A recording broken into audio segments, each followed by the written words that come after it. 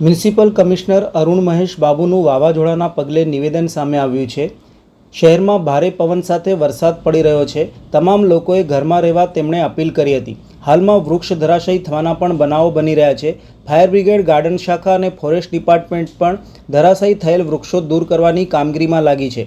આવતીકાલે સવાર સુધીમાં માર્ગ પરના તમામ અવરોધો દૂર કરવામાં આવશે તેમ મ્યુનિસિપલ કમિશનરે જણાવ્યું હતું। નમસ્તે મિત્રો, વડોદરાના જનતાને નમ્ર વિનંતી કરીએ છીએ કે આપ અત્યારે બહાર નીકળવાનું ટાળજો, કારણ કે અત્યારે બહુ હાઈ સ્પીડમાં વિન્ડ સ્પીડ છે અને ભારે પવન અને વરસાદનો માહોલ છે। એટલે ફરીથી હું તમામ નાગરિકોને અપીલ કરું છું, મીડિયાના મિત્રોને મારફતે અપીલ કરું છું કે અત્યારે આપણા વીએમસીના ટીમ કાટીપદે ફિલ્ડમાં છે। તમામ અધિકારીઓ, પદાધિકારીઓ બધા એમની પોતપોતાની વિસ્તારમાં કામમાં લાગેલા છે અને સિટીઝન્સને નમ્ર અપીલ છે કે ઘરની અંદર જ રહેજો અને સવાર સુધીમાં આપણે બધા રોડ્સની બ્લોકેજીસ બધું અને પાણીનું બ્લોકેજીસ બધું કાઢવાનું કામગીરી કરીશું।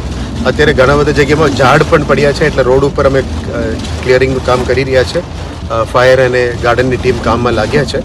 ફોરેસ્ટ ડિપાર્ટમેન્ટનું પણ મદદ લઈને કરશું, પણ ફરી હું વિનંતી કરીશ આપ ઘરમાં જ રહેજો અને ઇલેક્ટ્રિસિટી ડિપાર્ટમેન્ટ સાથે પણ અમે સંકલનમાં છે MGVCL સાથે કે પાવર સપ્લાયની ઇસ્યુઝ હોય એને રિસ્ટોર કરવામાં પ્રયત્ન કરીએ છીએ।